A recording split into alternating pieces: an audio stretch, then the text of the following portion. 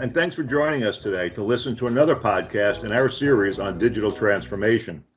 I'm Jeff Welk, Director of Strategic Planning and Execution here at Oyster Consulting, and I'm excited to have with me today two leaders in their fields from Oyster Consulting, Managing Director Ed Wegner and Director David Alshol, both veterans in this industry with different backgrounds, and we put together an information-packed few minutes focusing on the many different aspects of digital transformation. You may recall that we kicked off this podcast series on digital transformation by simply introducing the basics. We talked about what it is, why it's so important, how to engage and remain engaged with your strategy, and who the key benefactors are of current day digital experiences. So let's get started today with a more in-depth conversation about how to engage on a digital transformation for your firm. I've often heard people use the old adage of, it's not where you start that matters, but where you end up. While that may be true in some aspects of life, I don't think that can be any further from the truth when thinking about a digital transformation initiative. Sure, you have to start somewhere, and everyone starts with their current state. But how you go from there to get to where you want to be takes careful and well thought out planning, execution, and critical feedback every step along the way. That's what today's topic is all about. How to launch and execute a digital transformation. Ed, let me turn to you first. How about diving into your thoughts on some of the best practices that firms can deploy to begin their digital transformation journey? Sure. And again, I'm coming at this from a regulatory and compliance angle, but as we discussed, throughout this podcast series, the shift to digital touches on so many different aspects of how firms operate, how they interact with customers, and how they manage critical data and records. And understanding the regulatory implications of this shift and ensuring that the regulatory risks are managed and mitigated is critical. So, when you think about how to manage this process, one of the things that I think is critical is that you involve compliance and legal at the outset. It's much better and less costly to understand and address these issues as the changes are being planned and implemented than it is after. And not doing so can create the need for costly fixes in order to ensure compliance after the fact. I'd recommend having legal and compliance provide a regulatory impact assessment prior to making such changes so that you know what needs to be considered as you begin to plan the digital transformation. And then involve legal and compliance in the development and implementation of the transformation. As with any major change, it's important that testing is done in advance of the implementation to ensure that before this is rolled out and implemented, that it's working as intended. Then it's also important on a regular basis, periodically throughout, to do testing to make sure that what was working at the beginning continues to work throughout, so that you don't miss costly issues later on down the road. So it's important to involve legal and compliance during the planning, during the development, during the implementation, and then to also make sure that testing is done in advance of implementation and then regularly thereafter. And that's tremendous insight, along with a clear description of why a well thought out plan is so important, particularly from a regulatory and compliance perspective. It seems that starting early and including the risk and compliance team at the table is absolutely key. Dave, let me turn to you. So Jeff, reviewing back on our prior conversations in this podcast series, there's a lot to unpack. Let's step through a little bit on how the process might look at a higher level. One of the first things to look at is to take inventory of the current state. This assessment would create a baseline as a starting point. Just as important, we need to determine with the firm's constituents their perspective of the current state and needs. Another important task is to look at and identify the firm's key performance indicators and rank the pain points.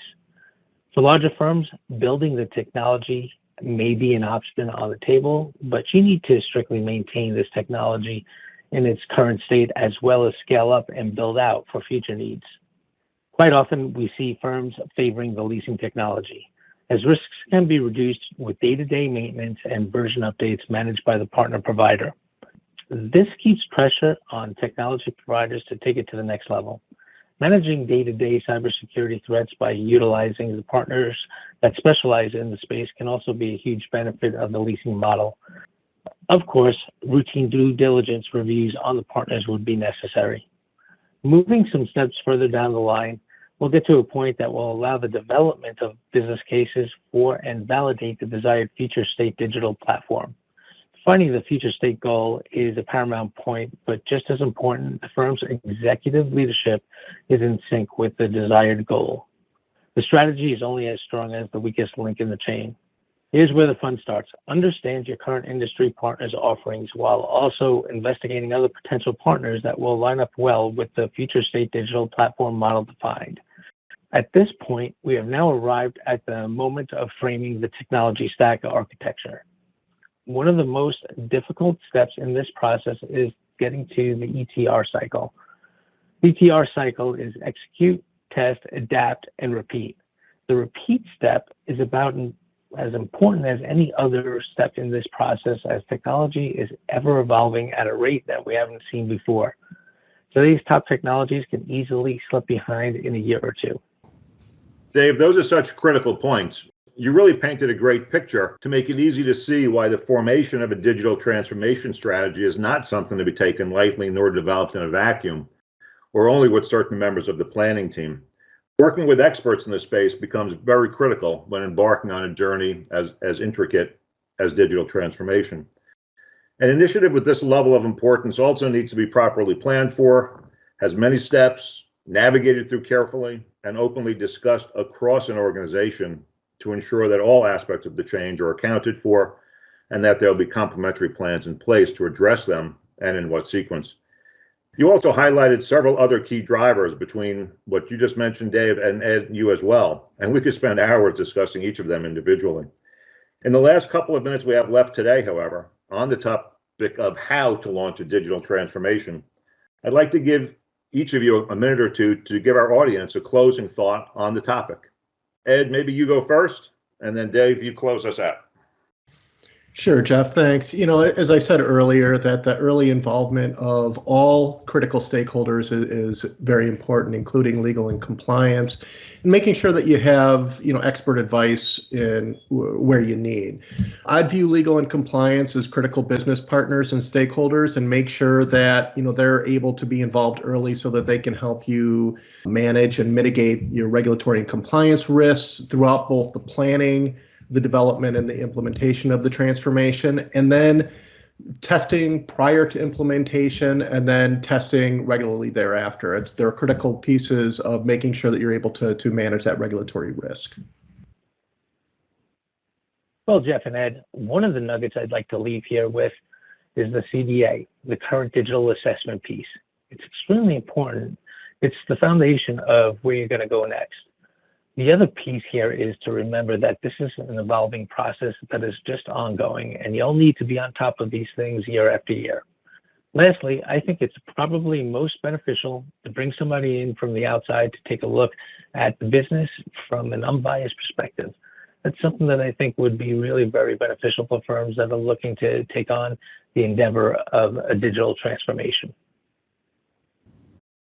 Dave and Ed, thank you again. This was another great conversation today on our podcast, Digging Deeper into Digital Transformation. It's a far, far broader audience than some may think. We thank everybody for listening in today, and we'll look forward for you all to tune in more. Thanks again for listening to the Oyster Stew podcast. Don't forget to subscribe so we can help you make the best decisions for your firm. If you're struggling with a topic and you'd like us to do a podcast on it, or you'd like a free consultation, please reach out to us at 804-965-5400 or visit our website at www.oysterllc.com. Have a great day.